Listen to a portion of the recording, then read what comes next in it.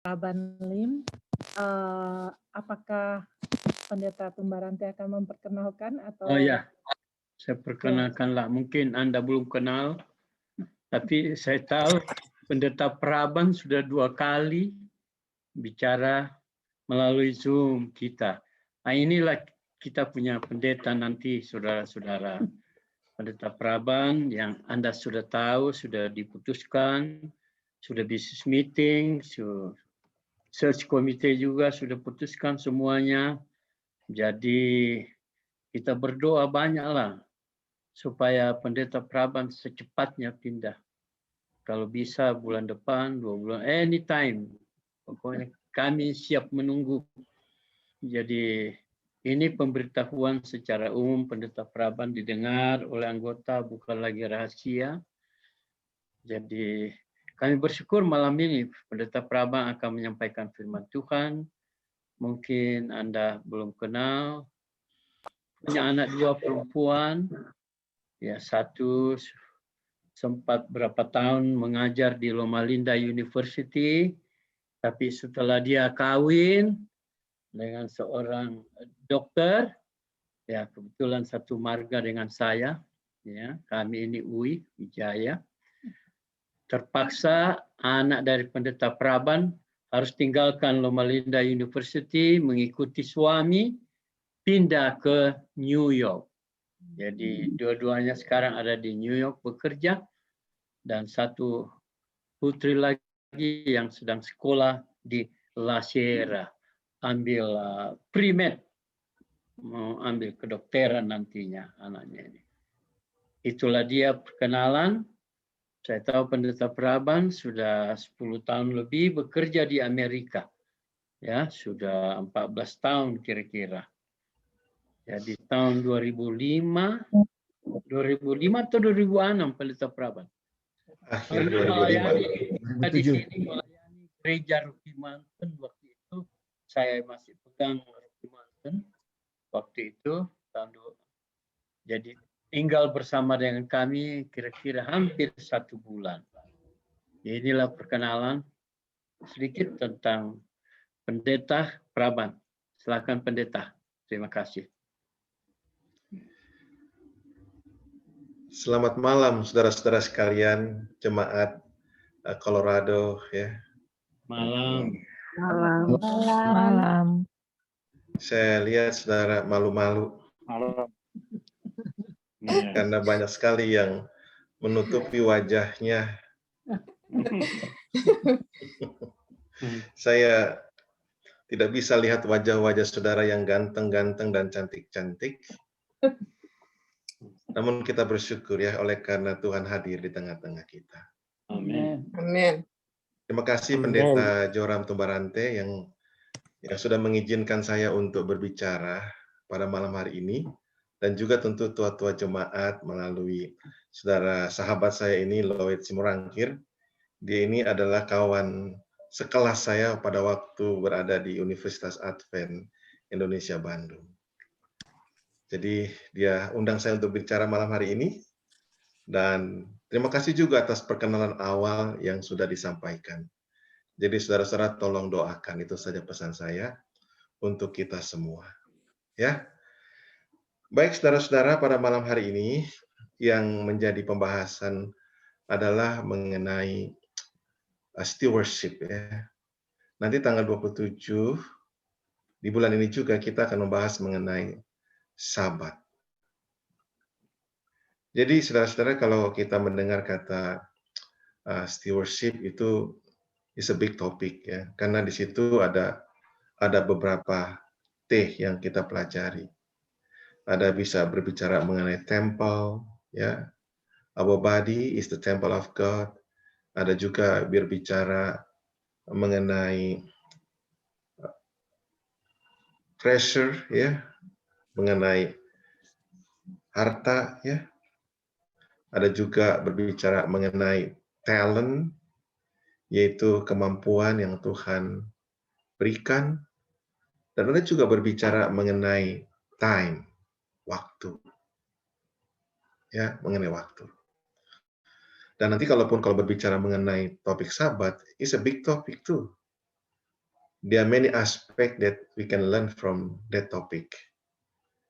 Baik, saudara-saudara, kita mencoba untuk menyederhanakan, karena kalau kita berbicara mengenai stewardship, ya, berasal dari kata steward, yang kalau dalam bahasa sekarang ini, saudara-saudara, yang lebih gampang untuk dimengerti, itu adalah manager. Jadi steward ini hampir jarang kita dengar. Tapi kalau manager, kita terus tahu. Kalau dibilang manager, siapa bos kita? Itu kan? Siapa bos kita? If we know that we are manager, so we know who will be or who is our boss. Nah, tergantung saudara-saudara. Bos itu terdiri dari 4 huruf, B-O-S-S. Ada bos besar, ada bos kecil. Kalau bos besar itu, saudara-saudara selalu B-nya bikin, O-nya orang, S-nya selalu. S-nya lagi senang. Bikin orang selalu senang. Itu bos besar.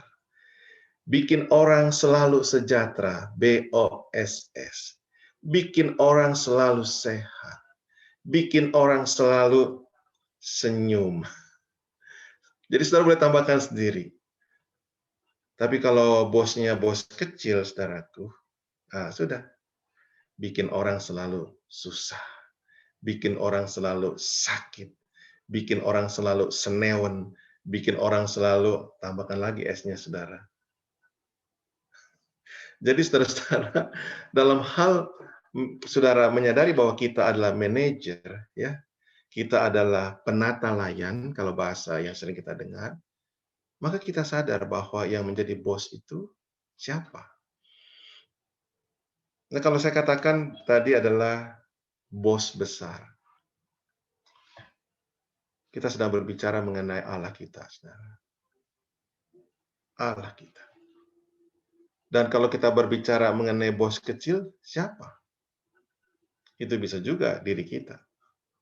Sering kita tidak sadar. Apa kabar bos? Apa kabar bos? Kan begitu. Bahasa yang sangat akrab, ya, akrab. Tapi tanpa sadari, saudara-saudara, kalau kita merasa bahwa diri kita adalah bos, kita lupa bahwa kita adalah sebenarnya bukan bos. Kita adalah manajer Tuhan. Manajer dalam arti kita dipercayakan. We are entrusted by the Lord about our times, our temple. Yeah, our body is the temple of God. Our treasure, yeah, dan juga our talent. Itu semua adalah kepercayaan, trust yang Tuhan berikan kepada kita. Dan memang masuk di akal, saudaraku.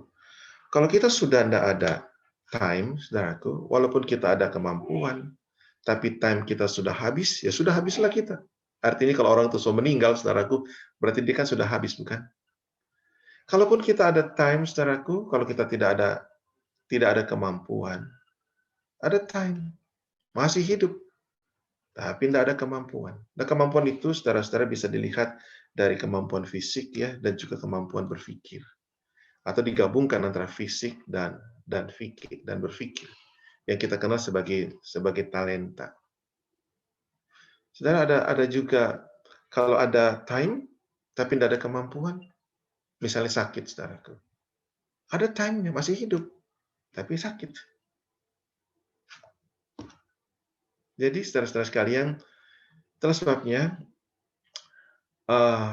semuanya itu memang harus kita sadari sebagai sesuatu yang dipercayakan Tuhan kepada kita. Itu basic, ya, yang sangat kita alami. Mari kita lihat, saudaraku, bos besar kita yaitu Allah kita. Coba saudara lihat dalam buku Kejadian. Sangat, bagaimana saya membaca buku Kejadian pasal 1. Kejadian 1 ayat 1.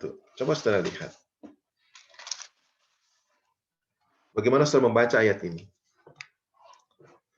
Pada mulanya, biasanya kan kalau ada ayat hafalan di gereja, saudara-saudara, Biasanya waktu acara youth ya.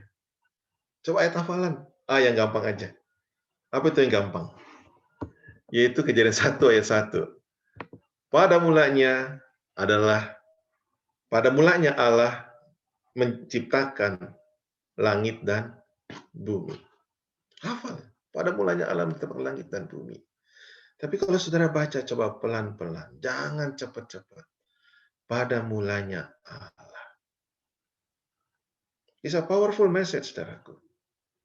Pada mulanya Allah. Bila mana kita menjadikan Allah pada mulanya. Membuat Allah yang pertama, kalau bahasa yang lain, saudaraku. Pada mulanya Allah. Yang pertama itu Allah. In the beginning, God. Jadi Allah yang permulaan di dalam segala aspek kehidupan kita. Ini masalah prioritas, bukan? Allah yang utama, Allah yang pertama. Lalu apa yang terjadi? Menciptakan langit dan bumi. Kata menciptakan itu dari yang tidak ada menjadi ada. Ini sangat powerful, saudaraku. Kalau kita menjadikan Allah yang pertama dalam hidup kita, yang utama dalam hidup kita, prioritas, saudaraku, maka Allah itu berkuasa menjadikan sesuatu yang dari tidak ada menjadi ada. Jadi kalau saudara membaca seperti itu, maka saudara bisa melihat dalam buku Kejadian 1 dan juga Kejadian pasal yang kedua, kita melihat Allah itu sebagai bos besar kita. Kenapa? Karena kalau kita menjadikan bos itu, saudaraku, Allah kita itu yang utama dan yang pertama di dalam hidup kita, permulaan, prioritas yang utama, maka saudara bisa baca setiap hari Tuhan menyatakan kuasanya. Hanya dengan berfirman, ya. Itu kan artinya menyatakan kuasanya. Kuasanya. Dia hanya berkata, jadilah terang, terang itu jadi. Jadilah cakrawala, cakrawala itu jadi. Jadilah darat, laut, dan tumbuhan, darat dan tumbuhan pun jadi. Jadilah matahari, bulan, dan bintang, langsung jadi. Jadilah burung-burung dan juga ikan, langsung jadi. Lalu hari yang ke-6, jadilah binatang, langsung jadi. Lalu pada hari itu juga Allah membuat manusia. Allah membuat manusia sesuai dengan gambarnya. Diciptakannya lah manusia, laki-laki dan perempuan. Jadi saudara lihat, setiap hari, bila mana saudara dan saya menjadikan Allah yang pertama setiap hari, maka saudara bisa melihat kuasa Tuhan itu nyata. Prioritas, saudaraku.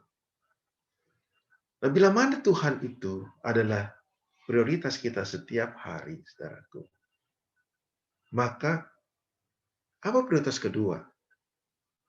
Dan prioritas ketiga? Bukan mesti ada begitu.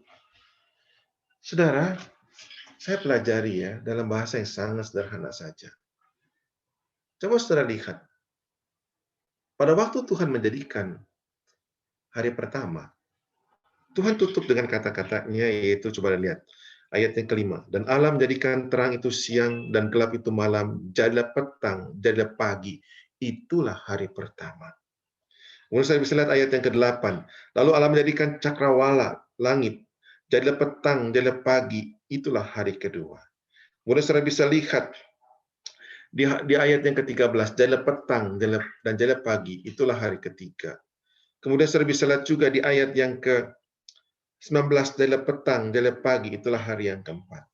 Kemudian saudara bisa lihat juga di dalam ayat 23, jadilah petang dan jadilah pagi. Itulah hari kelima. Kemudian ayat yang berikutnya adalah ayat yang ke-31. Maka Allah melihat segala yang jadikan itu sungguh amat baik. Jadilah petang dan jadilah pagi. Itulah hari ke-6. Kemudian sudah coba lihat Kejadian 2 ayat 1-3. Demikianlah diselesaikan langit dan bumi dan segala isinya. Ketika Allah pada hari ketujuh telah menyelesaikan pekerjaan yang dibuatnya itu, berhentilah ia pada hari ketujuh dari segala pekerjaan yang telah dibuatnya itu, dan lalu Allah memberkati hari ketujuh itu, menguduskannya, karena pada hari ketujuh itulah ia berhenti dari segala pekerjaan penciptaan yang telah dibuatnya itu. Demikianlah riwayat langit dan bumi pada waktu diciptakan. Apa bedanya, saudaraku, dari hari pertama sampai hari ke-6 dengan hari yang ke-7? Tidak ada kata-kata jadilah petang, jadilah pagi hari ke-7. Kenapa? Kenapa tidak ada kata-kata tersebut? Kembali lagi, saudaraku. Kalau saudara perhatikan, kata petang dalam bahasa Ibrani-nya, bahasa Ibrani yang baku, ya. Kita tahu, saudaraku, bahasa Chinese ya, dan bahasa Ibrani, bahasa Chinese dan bahasa Mandarin itu adalah berbeda dengan bahasa Indonesia atau bahasa Inggris. Karena kalau bahasa Indonesia, bahasa Inggris itu lebih menekankan kepada suara. Ya, suara. Sedangkan kalau bahasa Chinese atau bahasa Ibrani, saudaraku, itu lebih menekankan kepada gambar. Jadi bagi saudara-saudara yang mempelajari bahasa Chinese dan sudah pernah mendengar, ya, ini dia punya literaturnya banyak sekali, saudaraku. Saya ada beberapa buku yang hanya berisikan bahasa Mandarin yang coba dipilah-pilah, ya, lalu dikaitkan dengan Alkitab, yaitu dari buku Kejadian 1 sampai dengan Kejadian pasal yang ke-11. Jadi contohnya, saudaraku, gambar perahu, ya, gambar perahu atau gambar kapal. Itu berbicara mengenai 8 orang di dalam perahu. Itu bicara mengenai Arbah, mengenai siapa? Mengenai Nuh dan anggota keluarganya yang selamat. Jadi, saudaraku, yang saya mau katakan di sini, Ibrani juga begitu. Jadi kalau kita lihat bahasa baku Ibrani, gambar petang itu adalah orang yang pulang ke rumah. Kemudian gambar pagi adalah gambar orang keluar dari rumah. Konsepnya begitu. Jadi kalau dikatakan jadilah petang, jadilah pagi, itulah hari pertama, jadilah petang, jadilah pagi, itu hari kedua, saudaraku. Dalam masalah prioritas, Allah yang pertama. Dan hari itu selalu dimulai dengan petang. Apa artinya? Hari itu, saudaraku, keluarga itu selalu mendapatkan prioritas. Besoknya baru pagi, baru pekerjaan, karir. Konsep ini, saudaraku, jelas. God is first. Second is our family. And the third one is your career.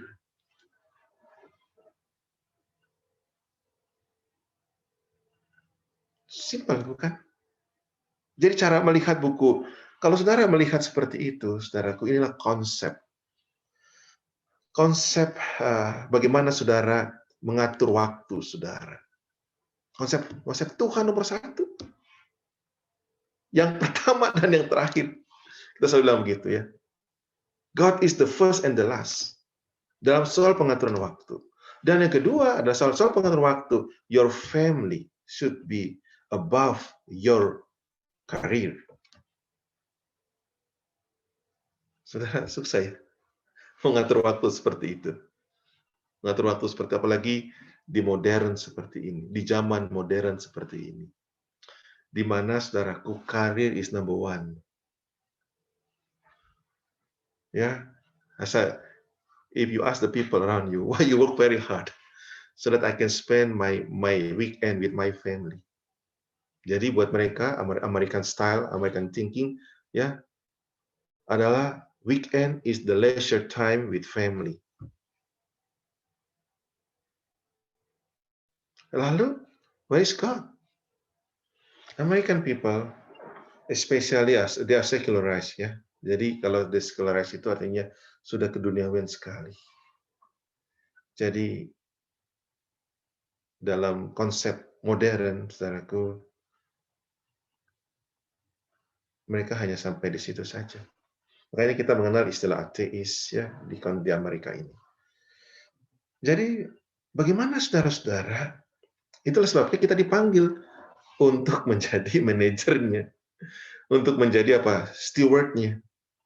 Ya. If you make God first in your life and your family second in your time, and the third is your career, that's the concept that we have to remember. Kalau kita balik ya, ini kita balik, ini contoh saudaraku, contoh-contoh yang sederhana yang kita bisa lihat. Contohnya yang sederhana aja. Hawa. Apa yang Hawa mau? Waktu setan datang kepada dia. If you coba lihat Kejadian pasal 3. Kejadian pasal 3.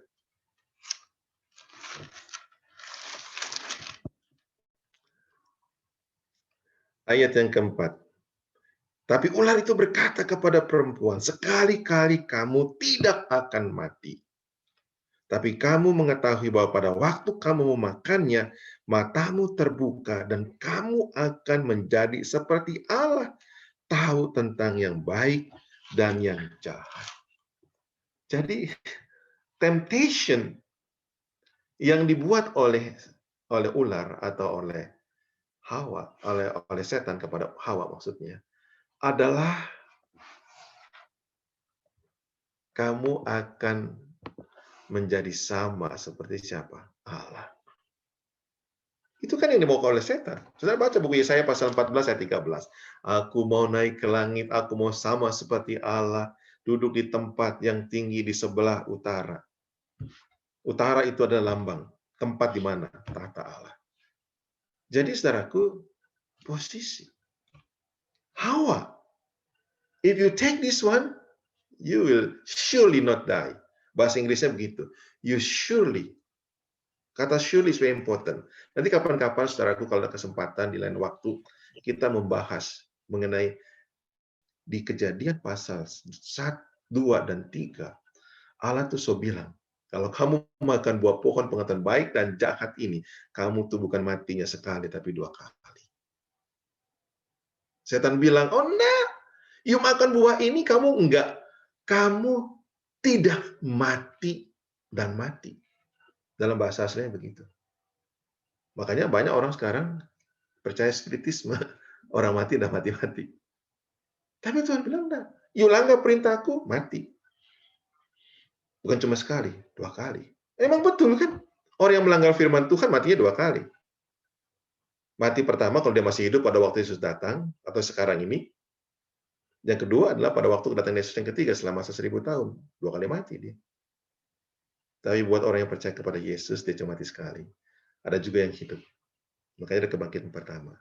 Jadi maksud saya di sini, saudaraku, mengatakan ini adalah, ya, lihat contoh Hawa. Dia mau career number 1, position number 1. God. Maybe the second. Or the third. Because when after dia makan buah itu, dia kasih sama Hawa, sama Adam. Jadi dia cinta sama Adam. Tuhan udah yang belakangan. Apa yang terjadi? Kemudian juga pada waktu Adam, saudaraku, dikasih itu buah, pohon pengetahuan baik dan jahat. Apa Adam tahu? Tahu. Kenapa Adam makan itu buah itu? Karena Adam cintanya kepada istrinya lebih dari kepada Tuhan. Family for Adam is number 1. Lihat itu. For Hawa, career is number 1. For Adam, family is number 1. What happened? Telanjang kan? They were both naked. Telanjang. Jadi saudara-saudara sekalian, konsep ini saudara bisa lihat di seluruh Alkitab. Bila mana kita menjadikan karir number 1 atau keluarga number 1, saudaraku, lama, cepat atau lambat orang itu kalau enggak bertobat, dia pasti telanjang. Atau dia sudah telanjang, tapi dia tidak tahu. Artinya, saudaraku, yang telanjang itu artinya cahaya pakaian kemuliaan yang tadinya menutupi mereka, sekarang tidak ada lagi. Artinya, the character of God is already destroyed. Tidak totally, damage, rusak. Saudara lihat, di dalam kehidupan orang-orang modern, termasuk umat-umat Tuhan, kalau dia mencari karir yang utama, keluarganya damage, imannya juga damage, rusak. Telanjang itu mesti dilihat, saudaraku, karakter Allah is distorted dalam hidup kita. Saudara, ini prinsip yang sangat general yang kita pahami ya, yang kita pahami. Lalu saudara-saudara yang kedua, kalau saudara perhatikan ya, ini saudaraku berbicara mengenai Kejadian 2 ayat yang ke-16 dan yang ke-17. Dan saya sudah singgung tadi ya. Lalu Tuhan memberikan perintah kepada manusia, semua pohon dalam taman ini boleh kau makan buahnya dengan bebas. Tapi pohon pengetahuan tentang yang baik dan yang jahat itu janganlah kau makan buahnya, sebab pada hari engkau memakannya,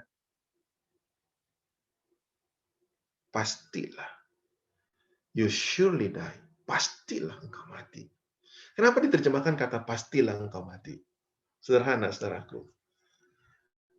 Itu kan biasa. Kalau ada orang, oh, sudah meninggal dia. Panggil dokter. Betul, kalau di Amerika begitu. Mau memastikan bahwa dia itu mati. Jadi kalau cuma kita yang bilang, oh dia mati, belum tentu. Mesti panggil dokter. Kita sudah bilang dia mati, tapi dokter datang lagi, oh dia betul mati. Pastikan mati. Jadi saudara, isu buat Adam dan Hawa di Taman Eden is not the Sabbath. Bukan Sabat. Tapi adalah perintah yang sangat sederhana, yaitu semua pohon dalam taman ini boleh kamu makan, kecuali yang di tengah jangan kamu makan. Kalau kamu makan, kamu mati. Bukan cuma kamu mati. Kalau kamu makan, bukan dibilang kamu akan mati. Kalau kamu makan, pastilah. Saya singgung tadi, saudaraku, dalam bahasa Ibrani aslinya, itu kalau bahasa sehari-harinya begini, kamu mati dan mati. Kalau bahasa yang saya terjemahkan, kamu matinya bukan sekali, 2 kali. Jadi saudara, prinsip melanggar perintah Tuhan, memang matinya 2 kali. Saudara lihat apakah ada dalam buku Kejadian pasal 3, peristiwa mengenai kematian itu. Saudara, waktu Tuhan berkata, ya, karena engkau berasal dari debu, begitulah engkau nanti akan menjadi apa? Debu. Kan begitu? Coba saya lihat ayatnya. Ayatnya yaitu Kejadian pasal 3. Kejadian pasal 3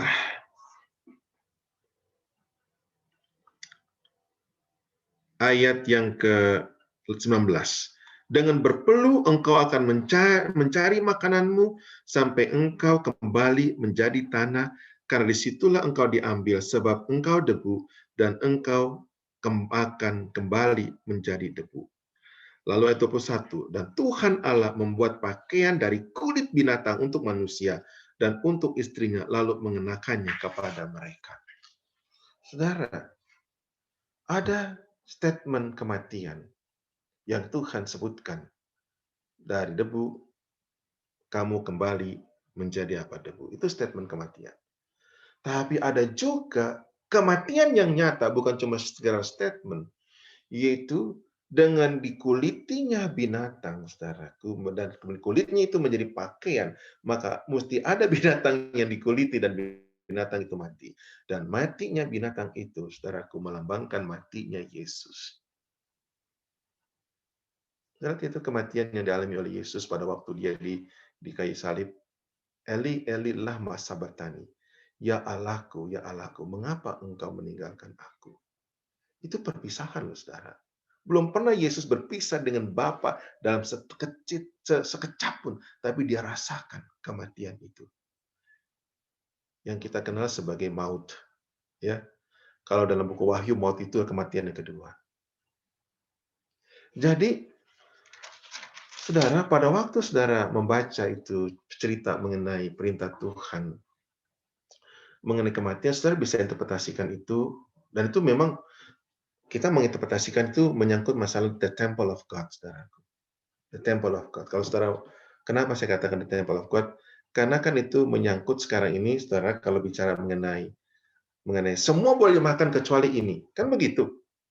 Coba saudara lihat, semua binatang ini boleh kamu makan, kecuali yang haram, jangan. Kan begitu. Selalu Tuhan bilang begitu. Kalau Tuhan kasih, saudaraku, ada yang tidak boleh. Kalau bicara mengenai buah-buahan, pohon-pohonannya, Tuhan kasih semua boleh, tapi pohon pengetahuan baik dan jahat jangan. Kalau berbicara mengenai binatang-binatang, saudaraku, boleh, tapi yang haram jangan. Yang halal pun boleh, tapi darahnya jangan. Kan gitu konsepnya. Ya, kalau kita saudara mau aplikasikan, itu adalah kaitannya dengan temple of God. Dan banyak manusia yang melanggar, yang dikaitkan dengan itu. Prinsip yang sama, saudara bisa lihat. Ya, kalau saudara mau kaitkan itu ya dengan waktu, dan mengenai Sabat ini nanti aja kita akan bicara tanggal 27 bulan ini ya, hari Sabat itu. Nah, saudara-saudara, konsep Tuhan pertama ya dalam hidup kita. Bagaimana Tuhan memberkati kita, saudaraku. Tuhan memelihara kita, melindungi kita, dan menjaga kita. Itu jelas sekali di dalam buku Kejadian pasal yang pertama dan yang kedua. Coba bayangkan, saudara ya. Tiap hari Tuhan kasih berkat loh. Tiap hari Tuhan kasih berkat. Hari Senin dikasih mata terang, atau hari Minggu dia kasih terang, hari Senin dia kasih cakrawala yaitu udara. Hari Selasa dia kasih air, saudaraku. Darat, laut, dan tumbuh-tumbuhan. Hari Rabu dia kasih matahari, bulan, dan bintang. Hari Kamis dia kasih ikan dan burung. Ya, termasuk ikan ayam di situ. Kan burung itu. Hari ke-6 Tuhan kasih apa? Binatang, saudaraku, termasuk ikan sapi di situ. Saudara, begini, Tuhan siapkan semuanya buat kita. Baru manusia itu ada. Apalagi yang kurang? So ada semua. So ada, tiap hari so siapkan. Berkat fisik itu Tuhan siapkan. Makanya saudaraku, buat saya melihat Adam dan Hawa, hari fullnya Adam dan Hawa itu adalah hari Sabat. Karena Adam dan Hawa kan diciptakan hari ke-6. Lalu Adam jalan-jalan, dia lihat itu binatang-binatang. Setelah itu dia lihat tidak ada yang cocok buat dirinya. Lalu Tuhan membuat Adam tertidur. Kemudian dibuatlah Hawa. Kita tidak tahu kapan, saudaraku, proses itu. Tapi saya yakin bahwa itu terjadi di hari ke-6. Hari di mana mereka spend time together 24 hours, the first day is Sabbath. And that is with the Lord. Jadi Adam dan Hawa itu, saudaraku, belum kerja 6 hari. Belum kerja 6 hari. Konsep itu perlu, saudaraku. Jangan kita, saudara-saudara, ya, ada orang begini. Kalau buat Adam ya, sebelum dia kerja 6 hari, dia ketemu sama Tuhannya dulu. Kapan? Itu hari Sabat. Saya mau ketemu Tuhan dulu ya. Jadi buat dia, buat Adam dan Hawa, Tuhan itu yang pertama. Saya ketemu sama Tuhan dulu ya. Ini besok saya mau ketemu sama Tuhan dulu nih, hari Sabat. Setelah dia bertemu dengan Tuhan, baru dia kerja hari Minggu, dia kerja hari Senin, dia kerja hari Selasa, dia kerja hari Rabu, dia kerja hari Kamis, dia kerja hari Jumat. Begitu hari ke-7, saya mau ketemu Tuhan dulu ya. Konsepnya begitu. Sekarang kan dibalik. Weekend. Weekend itu apa? Weekend, hari yang terakhir. Jadi Tuhan dibuat yang sisa. Makanya saudara-saudara banyak orang yang kerja 6 hari. Pagi, siang, sore, malam, simatupang. Siang, malam, kerja terus. Mohon maaf ya, saya sebut simatupang. Itu bahasa yang sering kita dengar. Siang, malam tunggu panggilan. Maaf kata ya, maaf kalau ada di sini marga simatupang. Jangan tersinggung. Tapi saya cuma gampang. Bahwa siang, malam tunggu malam. Kerja terus dari hari pertama sampai hari ke-6. Begitu hari ke-7, loyo. Tuhan dikasih yang sisa-sisa. Aduh, mau bekerja buat Tuhan hari Sabat, so capek saya. Makanya maaf kata diakon-diakon di gereja, kumpulannya, kerjanya cuma ngumpul persembahan. Itu pun susah. Mintanya cuma 1 kuartal 1 kali lagi. Apa itu? Perjamuan aja. Nah, karena loyo hari Sabat. Saudara, konsepnya tuh ngatur waktu tuh bukan begitu, saudara.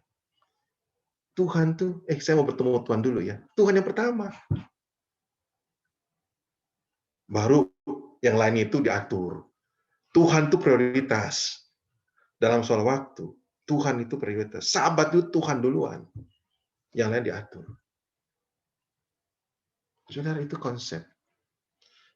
Tuhan pertama, hari Sabat itu menunjukkan bahwa kita buat Tuhan yang utama dalam hidup kita. Kemudian keluarga nomor 2, pekerjaan nomor 3. Makanya Rasul Paulus bilang, asal ada makan cukuplah. Dan memang saudara, kita kan tahu ini kan umat Tuhan ini. Ujungnya kan kita tahu saudaraku. Kemana ujungnya ini? Kemana ujungnya? Makanya coba perhatikan saudaraku. Sebelum Adam dan Hawa, ini saya masuk ke bagian yang kedua ini. Ya bagian ketiga atau keempat terserah saudaraku. Coba perhatikan. Karena kita tahu ujungnya.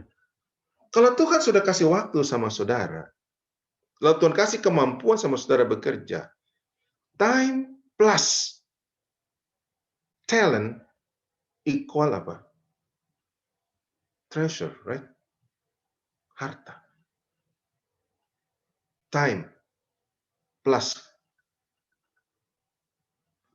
Kan gitu. Dan saudara perhatikan, sebelum, kan kita tahu Adam dan Hawa itu saudaraku nggak langsung berdosa.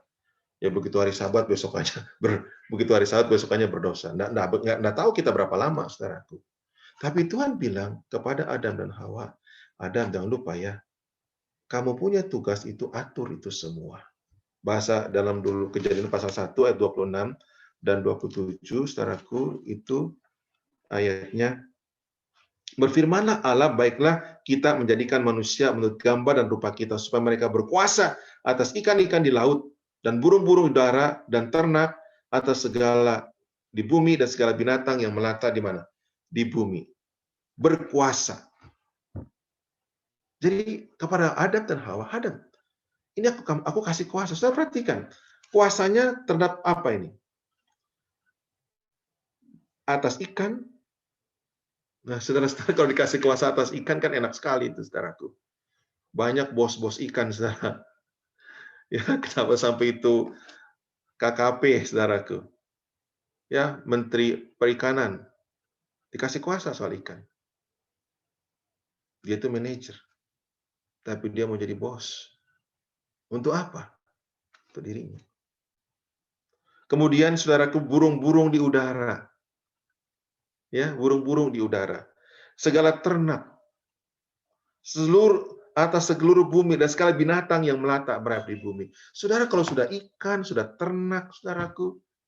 Kalau sekarang ini, saudara-saudara, makanya kalau di Indonesia ada itu kijang. Saudara lihat pernah kijang di kota Jakarta? Banyak kijang di kota Jakarta. Berapa kijangmu? Oh, ada 3. Ada apalagi saudara-saudara? Maksudnya mobil. Jadi konsepnya itu, saudara perhatikan baik-baik di situ ya. Konsepnya di situ adalah supaya mereka berkuasa. Berkuasa. Menjadikan manusia menurut gambar dan rupa Allah. Saya baik lihat lagi. Apa maksudnya menjadikan manusia menurut gambar rupa Allah. By the way, Lloyd, masih ada waktu saya ini? Masih ada waktu, apa boleh saya terus atau stop? Silakan pendeta, silakan. Silakan. Ada. Boleh ya? Ya. Ya. Jadi saya berarti apa maksudnya? Baiklah kita menjadikan manusia menurut gambar dan rupa kita. Apa maksudnya? Saudara coba lihat kata kita di situ. Nggak dibilang baiklah saya. Baiklah kita. Jadi manusia itu diciptakan, saudaraku, menurut gambar dan rupa kita. Kitanya di situ adalah Allah Trinitas. Relationship. That is the character of God. Relationship. Dengan kata lain, saudaraku, kalau manusia itu merefleksikan the character of God, dia menekankan relationship is more important than things. Makanya kan Tuhan punya hukum yang kedua bilang, jangan ada ilah di hadapan hadiratku. Kenapa?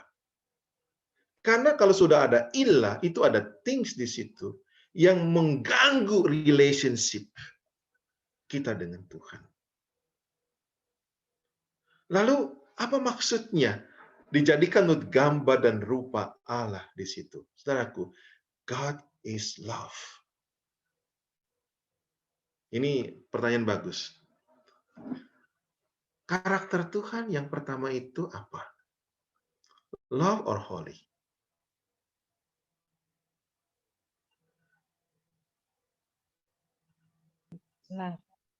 Love ya. Love ya. Namun setelah berdosa, saudaraku, masih ingat itu Yesaya? Oh, celaka aku. Dia melihat kesucian Allah, bukan? Kesucian Allah itu, saudaraku, karakter Allah yang suci itu, ya nampak setelah manusia jatuh ke dalam dosa. Tapi pertama kita melihat God is love. Jadi waktu manusia diciptakan menggambar dan rupa Allah, manusia itu, saudaraku, menggambarkan karakter of God, kasih itu. Apa kebalikan daripada kasih, saudaraku? Love, ya. Kebalikannya apa? Kalau yang namanya kasih, saudaraku, pasti pengorbanan. Makanya dalam buku Yohanes pasal 3 kan ayat yang ke-16 katakan, karena begitu besar kasih Allah. Maksudnya itu, saudaraku, itu mesti bacanya, ya. Dalam bahasa asli tidak ada kata besar di situ, saudara. Tidak ada. Itu mesti baca ayat 14 dan 15. Sebagaimana Musa meninggikan ular tembaga di padang gurun, demikianlah anak manusia itu akan ditinggikan. Jadi pas saat anak manusia ditinggikan, maksudnya pengorbanan Yesus di kayu salib, kematiannya, saudara. Saudara bisa lihat kasihnya itu apa di situ. Jadi dengan kata lain, saudaraku, pada saat Tuhan menciptakan manusia menurut gambar dan rupanya, saudaraku, maka yang menonjol itu kasih pengorbanannya. Tuhan tuh, saudaraku, berbicara mengenai nanti kalau Adam dan Hawa berbuat dosa. Tuhan udah bicara pengorbanan, kan itu sifat daripada Tuhan. Pengorbanan. Cukuplah sampai di situ dulu ya, nanti kapan-kapan kita bahas lagi mengenai what is the meaning of the character of God. Yang saya mau kaitkan di sini adalah, saudaraku, pada saat Tuhan mengatakan kita jadikan manusia menurut gambar dan rupa kita, kamu itu menjadi manajerku ya. Menjadi manajer yang penuh kasih. Menjadi manajer yang mementingkan relationship. Manajer yang suka untuk berkorban. Jadi saudara-saudara sekalian, manajernya itu begitu. Tapi kan kita tahu, begitu Adam dan Hawa berbuat dosa, saudaraku, bagaimana mereka tahu kalau mereka itu telanjang, saudara? Bagaimana mereka tahu mereka itu telanjang? Pertama, Adam melihat, Hawa kamu telanjang. Lalu Hawa bilang, kamu juga telanjang. Ah, masa sih? Saling lihat lalu lihat diri. Itulah dosa. Begitu melihat diri, membandingkan diri. Oh, kamu juga telanjang, Adam. Kamu juga Hawa. Oh iya, masa sih? Membandingkan diri, melihat diri, saudaraku. Bukankah itu yang terjadi? Mereka itu, saudaraku, telah gagal menjadi manajer Allah yang penuh dengan kasih. Yang terjadi adalah mereka mulai menjadi manajer yang meninggikan diri, membandingkan diri, melihat kepada diri. Itulah sebabnya, saudara, Tuhan kasih obat agar kita itu bisa mengobati hal-hal yang bersifat diri. Pengorbanan. Itulah pengorbanan, obatnya. Jadi kalau saudara-saudara, kembali lagi ya, ketika kaitan dengan, saudara mungkin pernah mendengar mengenai perpuluhan ya. Apa sih intinya perpuluhan? Tuhan tuh kaya loh, saudara. Tuhan tidak perlu. Allah yang punya langit, bumi, dengan segalanya Tuhan yang ciptakan kok. Kenapa kalau Tuhan sudah yang kaya, apa kok Tuhan mesti minta, kembalikanlah itu perpuluhan?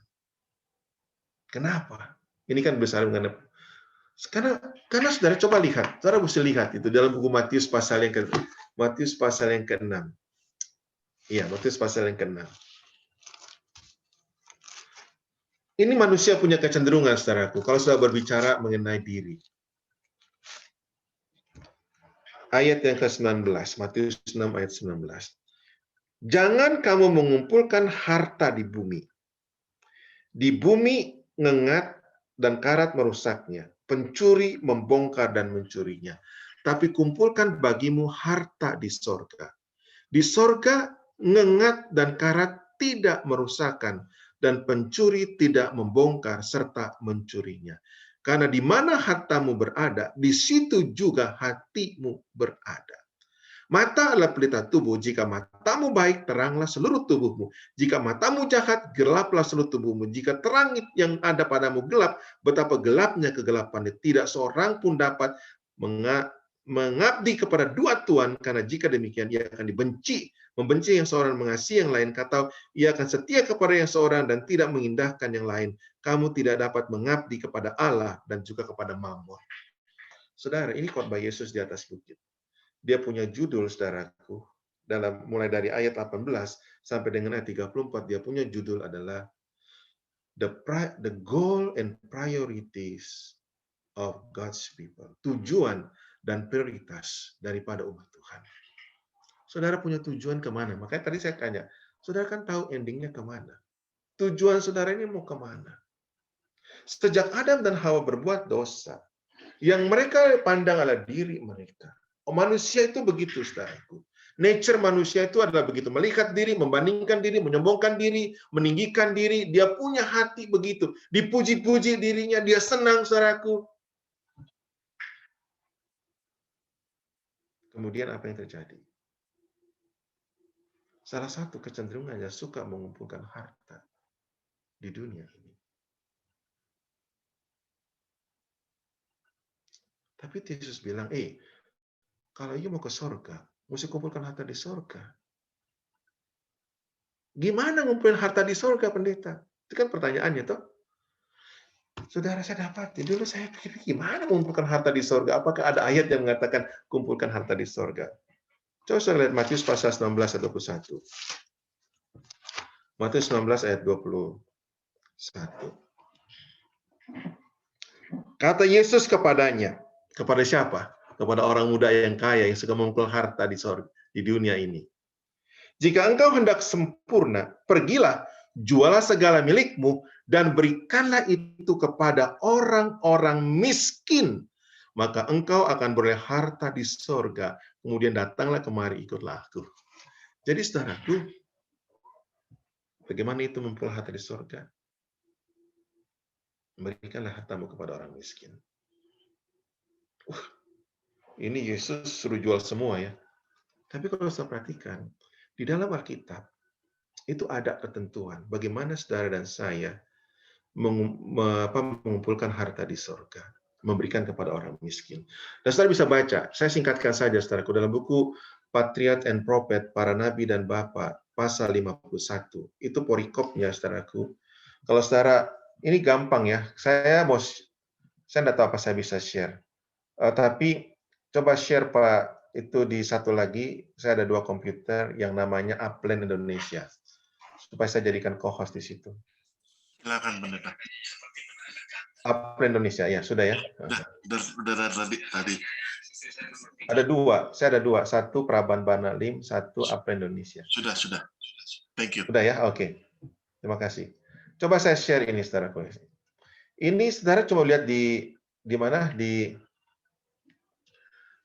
saudara bisa lihat ini di komputer.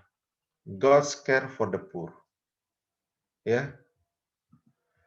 To promote the assembling of the people for religious service, as well as to provide for the poor, a second tithe of all the increase was required. Jadi, concerning the first tithe, the Lord has declared, I have given the children of Levi all that tenth in Israel. But in regard to the second tithe, he commanded, you shall it before Lord in the place which he shall choose to place his name. There the tithe of thy corn, thy wine, thy oil, thy herd, and thy flock, and you may learn to fear thy Lord thy always. This tithe is or equivalent in money. There were 2 years to bring to the place where sanctuary established. After presenting a thanksgiving offering to God, a specific portion to the priest, used to remember for the religious feast with the Levite, the stranger, the fatherless, the widow. Sudah perhatikan itu? And should participate. The provision was made for the thanks offering, yeah. And every 3rd year, the second tithe was to be used at home, entertain the Levite and the poor. Dalam bahasa Indonesianya ada, saudaraku. Sekarang ini canggih, saudara bisa lihat dalam bahasa Indonesianya. Pergi aja klik Para Nabi dan Bapa volume 2 di Google. Ya, saudara lihat chapter yang ke 51. Ini dalam bahasa Indonesianya saya cuma share. Jadi saudara bisa lihat di Google, saudara bisa ketik sendiri. Lihat itu. Pemeliharaan Allah terhadap orang miskin sama dengan yang tadi. Cuma ini dalam bahasa apa? Indonesia. Jadi ada aturannya saudaraku bagaimana kita memelihara orang-orang yang miskin. Ya. Itu sebagian daripada second tithe saudaraku. Sebagiannya adalah dari situ. Penggunaannya dari situ. Jadi saudara-saudara begini. Ya. Memang ada perbedaan antara orang Israel dengan kita. Bagaimana saya tahu? Ada seorang penulis yang saya mau share juga di sini. Seorang penulis ini, dia ini adalah Advent, saudaraku. Dia mencoba untuk membandingkan mengenai orang Israel dengan kita. Ini saudaraku item yang ditulis oleh dia, ya, yang membicarakan mengenai perbandingan kehidupan orang Israel dengan kita. Saya share sedikit. Saudara, ini orang Israel ya. Kalau kita compare dengan kita punya, orang Israel itu tidak ada mortgage atau rent seperti kita, 0%. Mereka juga waktu zaman, at least ya pada zaman Musa mengungkapkan itu, tax juga saudaraku 0%. Education juga. Utilities, nah. Lalu mereka kasih tithe returning to the Lord. Ini first tithe. Ini Levite tithes. Saya bisa baca ini artikelnya.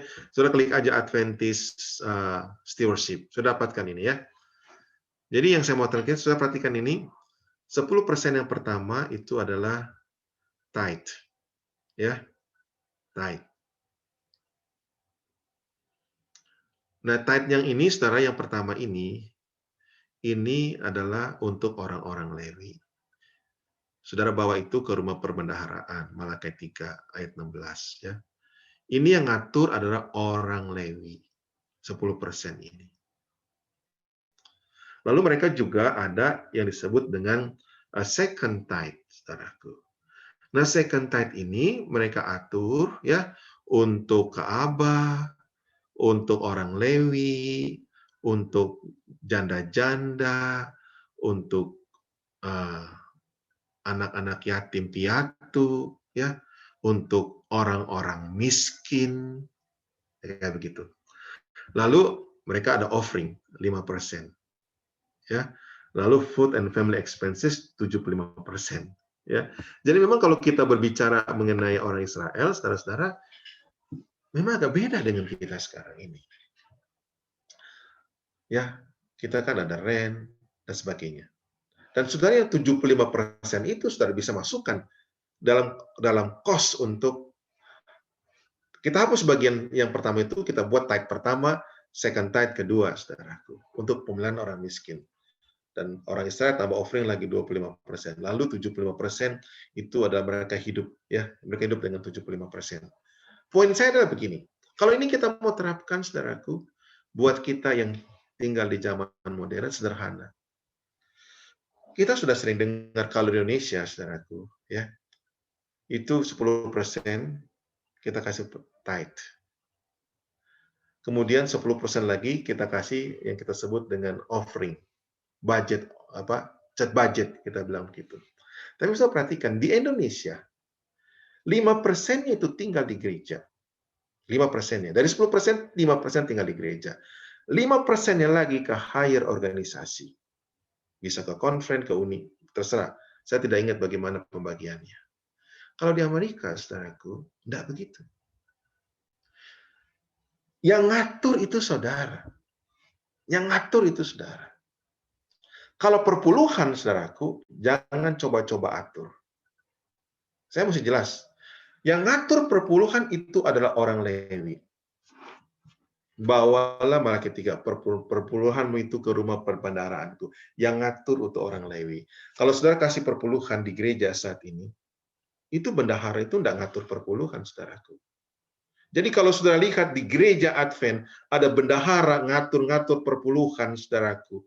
Bendahara itu bukan orang Lewi. Dia tidak sedang mengikuti firman Tuhan. Saya ulangi, saudaraku. Ada bendahara-bendahara gereja ya di Amerika ini yang ngatur-ngatur uang perpuluhan. Oke, kita atur ya perpuluhannya. Kita berikan ini ke konven, sisanya ini untuk bayar pendeta. Saudaraku, jangan jadi pahlawan. Saudara sedang tidak mengikuti firman Tuhan seperti itu. Tuhan katakan, perpuluhan itu bawa ke rumah perbendaharaan dan yang ngatur itu orang Lewi. Kalau kita sekarang di konven, yang ngatur itu orang konven, bukan bendahara. Tapi kalau persembahan, saudaraku, itu saudara yang ngatur. Saudara atur 10%, 5% saya kasih gereja. Kenapa saya bilang begitu, saudaraku? Kan sama. Di Indonesia, saudaraku, 5% tinggal di gereja. Di Amerika juga begitu. 5% tinggal di gereja. Jadi kita atur budget kita, saudaraku, 5% di gereja. Saya lihat tadi kan persembahan orang Israel juga 5%. Lalu 5% lagi untuk apa? Untuk orang miskin. Saudara, miskin ini relatif ya. Miskin ini relatif, saudaraku. Itu makanya di dalam Alkitab ada 2 kata miskin. Saya pernah dengar itu. Di buku Perjanjian Baru at least. Ada 2 kata miskin dalam bahasa Greka. Miskin punya duit dan miskin tidak punya duit. Ilustrasinya apa? Sederhana. Cuma saya tidak ingat ayatnya. Itu kayaknya di buku Lukas deh. Coba kita buka buku Lukas. Lukas pasal yang ke-20. Mari kita lihat.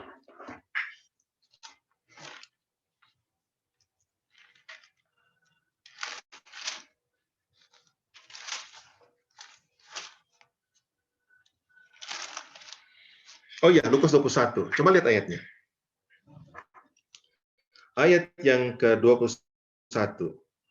Ketika Yesus mengangkat mukanya, ia melihat orang kaya memasukkan persembahan mereka ke dalam peti persembahan. Ia melihat seorang janda miskin memasukkan 2 peser ke dalam peti itu. Ini janda, saudaraku, miskin, tapi dia masih punya duit 2 peser. Oke, itu bahasa Grekanya beda, saudaraku. Coba cek aja di Google. Ya.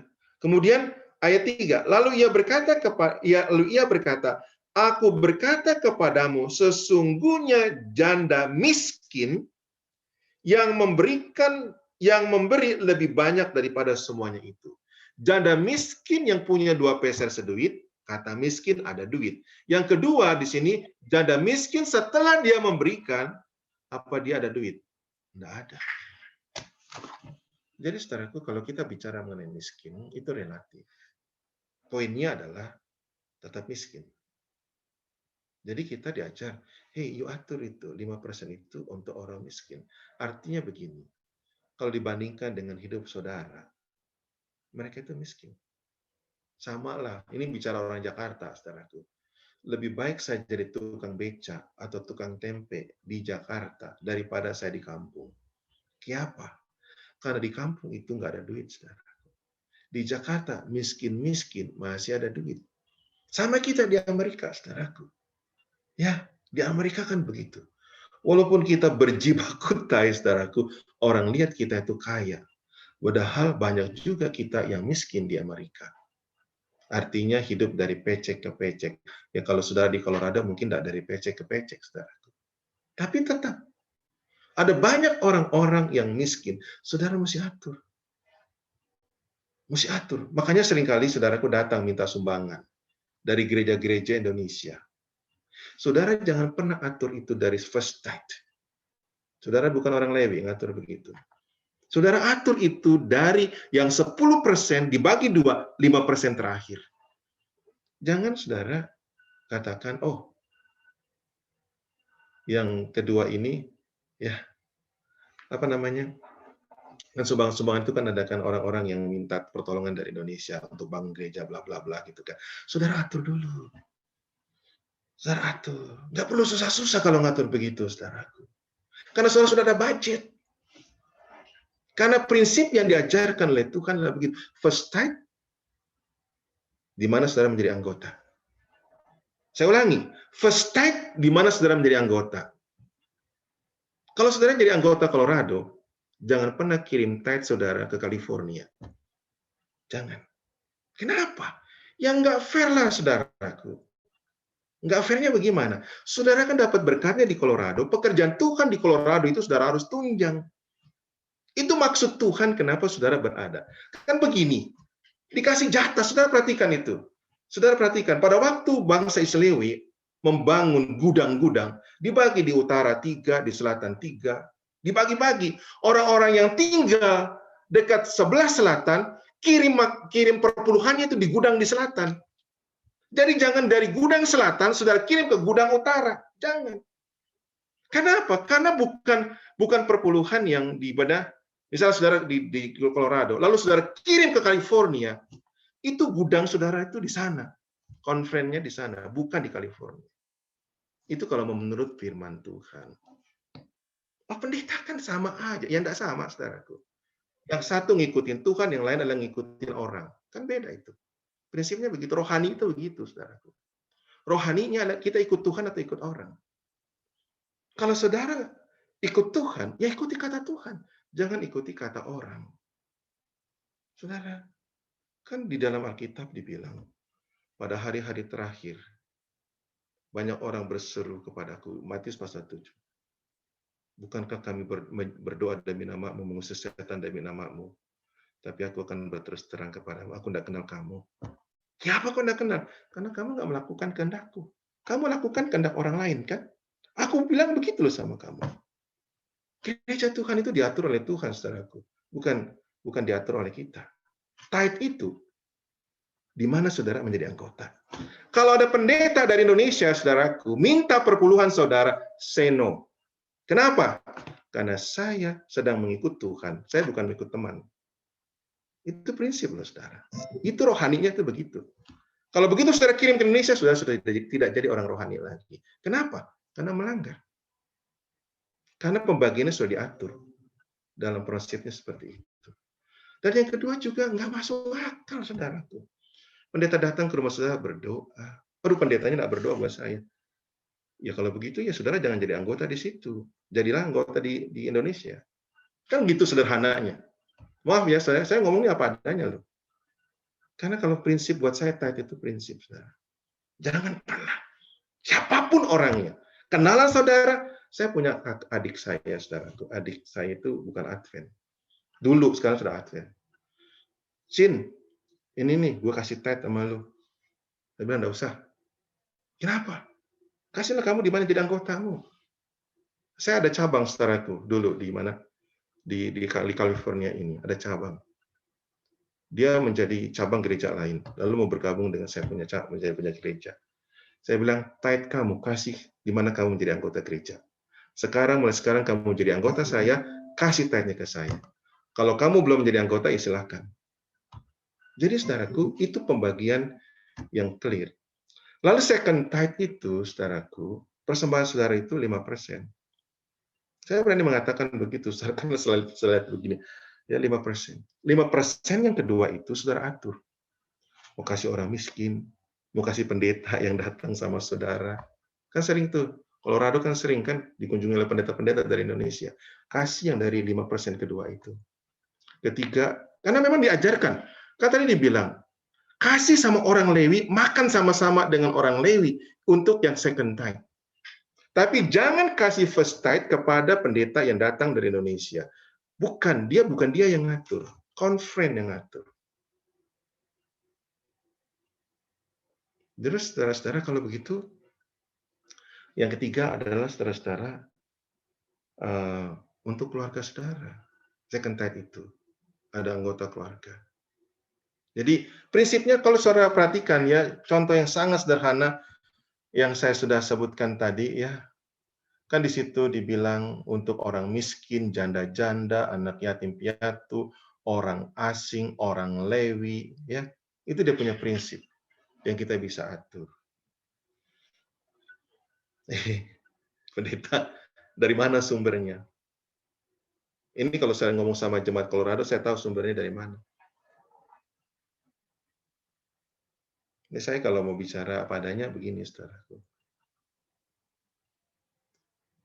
Saudara kan bekerja, betul? Banyak di antara saudara-saudara ada jaga klien di rumah. Betul? Kan Tuhan bilang, prinsip hari Sabat, saudaraku. Tuhan itu pencipta. Tuhan itu penebus. Tuhan itu pemelihara. Tuhan itu penyembuh orang sakit. 7 mujizat dilakukan oleh Yesus pada hari Sabat. 7 mujizat dilakukan oleh Yesus pada hari Sabat. Jadi Yesus itu care sama orang pada hari Sabat. Memelihara orang sakit itu adalah bagian yang penting di dalam kehidupan kita, karena Yesus pun menaruh perhatian pada orang pada hari Sabat. Tapi juga Tuhan bilang, jangan kerja ya hari Sabat. Tapi buat baik boleh loh pada hari Sabat. Nah, setelah pikir-pikir aja di situ. How to keep the Sabbath at the same time kita juga sesuai dengan firman Tuhan. Kita jaga, kita punya klien di rumah kita pada hari Sabat, tapi saya tidak kerja pada hari Sabat. Saya ciptakan suasana Sabat di tempat pekerjaan saya pada hari Sabat, supaya fokus saya adalah ke Tuhan di hari Sabat. Saya ajak klien-klien saya di rumah, saudaraku. Misalnya ya, bukan di rumah saya, ini saya lagi bicara seperti saudara. Saya jaga semua klien di rumah kalau hari Sabat itu, kita ciptakan suasana yang berbeda dari hari-hari yang lain. Karena Tuhan ada hadir di situ. Kalau Tuhan hadir, saudaraku, saudara harus bisa menciptakan suasana Tuhan hadir. Kalau Tuhan hadir, Tuhan berkati. Ada dua yang terjadi. Tuhan berkati saudara, dan yang kedua, Tuhan sucikan saudara. Itulah. Saudara bisa ciptakan Sabat seperti itu. Pendeta, bagaimana itu? Kalau kan kita tidak kerja di Sabat, tapi kita dapat gaji pendeta. Inilah poinnya. Saudara sisihkan gaji yang pada hari Sabat itu. Sisihkan gaji saudara yang setiap hari Sabat saudara terima. Jadikan hari Sabat itu buat baik saja. Saya buat baik sama klien di sini.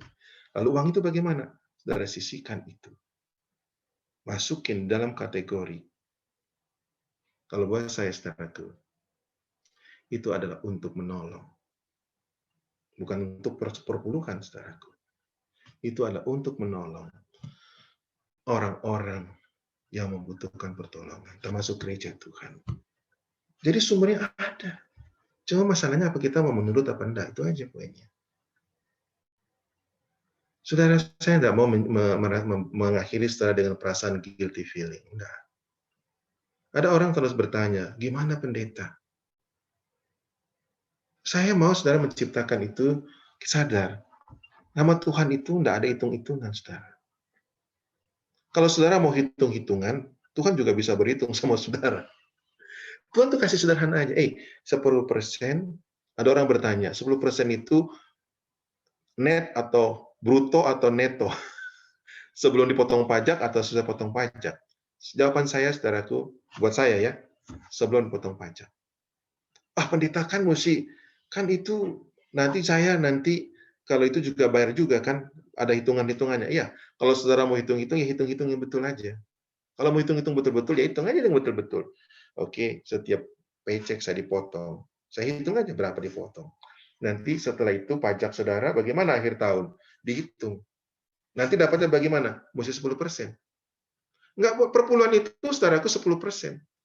Bukannya 12%, bukannya 9%. Bukan. Perpuluhan itu 10%. Saudara hitung-hitung sendiri. Kalau saya nggak bisa hitung, ya udah gampang aja, bruto aja 10%. Kan gampang hitungnya begitu. Itu nggak apa-apa, karena bruto. Tapi kalau saya mau hitung betul. Jangan salah. Yang kedua adalah second tithe. Saudara, kalau 5%, saudara kasih ke gereja. Saudara atur budget di gereja. Nggak perlu tuh nodong-nodong, saudaraku. Ada sumbangan nodong. Nggak perlu diatur baik-baik. Budget gereja 5% dari kita punya tithe. Dan yang 5% lagi. Nah, kalau 5% saudara kasih gereja, itu bendahara dan majelis yang atur. Tapi yang 5% terakhir, itu saudara yang atur bersama istri. Ya, aturlah. Itu bukan milik. Jadi dengan kata begini, ini saya punya anak, saudaraku ya, dia belum kerja. Jadi saya ajarkan sama anak-anak di rumah. Baik yang besar yang sudah kerja juga sama, saudaraku. Dan saya punya pengalaman juga seperti itu. Saudara, anak saya yang pertama, dia kasih first tithe, dia kasih second tithe. Malah waktu dia kerja pertama kali, gaji pertamanya itu semua untuk Tuhan. Gaji pertama, first paycheck itu adalah untuk Tuhan. Karena dia pakai itu Amsal 3 ayat 15. Semuanya untuk Tuhan. Setelah itu, dia kasih yang pertama perpuluhan, yang kedua itu adalah persembahan. Dia atur persembahannya itu. Ada yang kasih cat budget, ada yang kasih cat building, diatur semuanya. Terus, kalau dia kerja, saudaraku, puji Tuhan, sampai dia mulai kerja pertama sampai terakhir, saudaraku, dia itu kerjanya cuma Sunday to Friday, cuma 3 hari. Kadang-kadang kalau di kecamatan lain, kemudian kalau begitu sunset di Amerika kan beda-beda, saudaraku. Ada sunset jam 5, ada sunset jam 7. Ada sunset, kalau sunset jam 5, dia pulang kerja kan jam 7.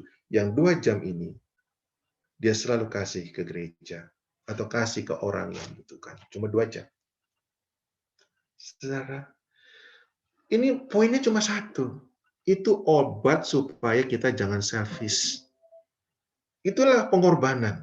Pengorbanan itu obat tidak selfish. Obat tidak memikirkan diri. Saudara, Adam dan Hawa itu begitu berdosa, dan kita semua yang lihat adalah diri. Pakai baju apa, beli apa. Kita bumbui, kita punya semuanya dengan mamon. Lalu anak yang kedua, dia belum kerja. Tapi sekarang udah mulai kerja 1 jam, 2 jam. Tapi saya sudah latih waktu dia belum kerja. Joanna, saya kasih $100 ya. You atur. Dan dia waktu satu kali dia ngomong sama anak-anak muda, if you get $100 from your dad, think you get only $80.